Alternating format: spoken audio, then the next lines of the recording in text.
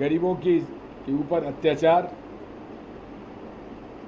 और जिस प्रकार से सैंड माइनिंग,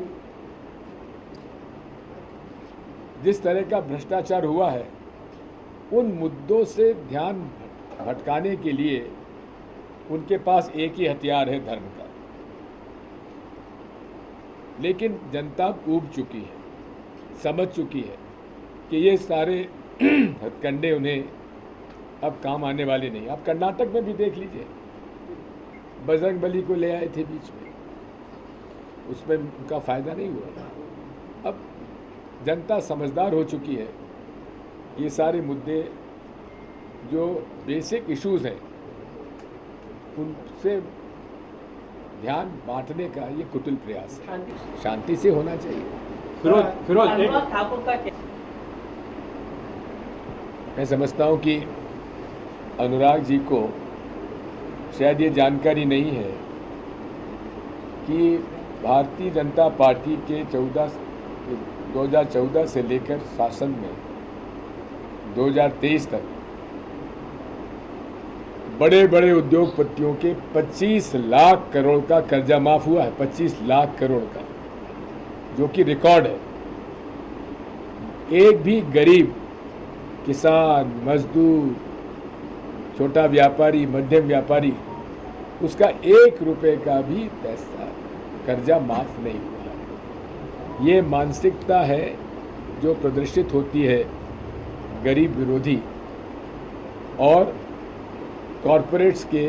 और कॉरपोरेट्स में भी केवल 100 ऐसे परिवार हैं, 70 ऐसे परिवार हैं जिनके पास भारत के जो बजट है उसके बराबर संपत्ति उनके पास इकट्ठी हो गई है।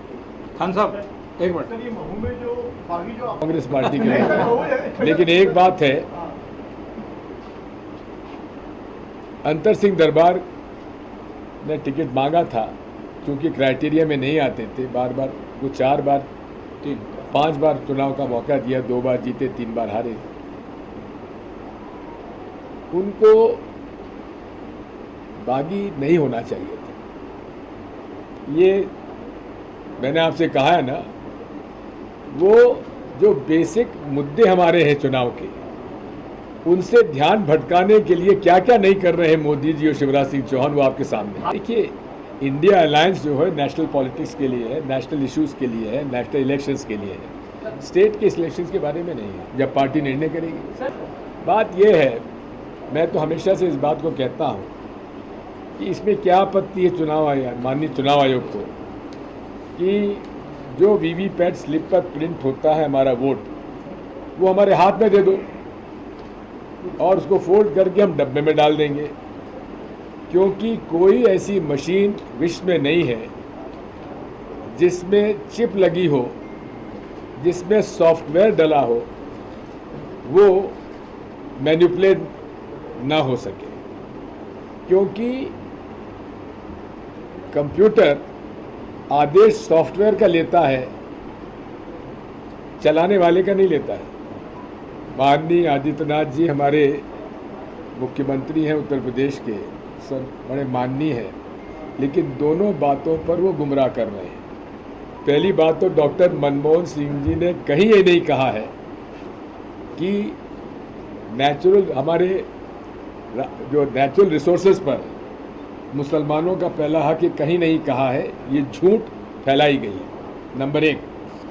नंबर 2, भगवान राम सबके हैं, क्या हमारे नहीं है क्या? भगवान राम को आपने कांग्रेस और भाजपा में बांटना चाहते हैं, ये तो खुद अपने आप में अधार्मिक कृत्य है। इनको ट्रेन किया जाता है बचपन से, झूठ बोलो, जोर से बोलो, बार बार बोलो। बात हम लोग विश्वास करते हैं सत्य, अहिंसा, प्रेम और सद्भाव का।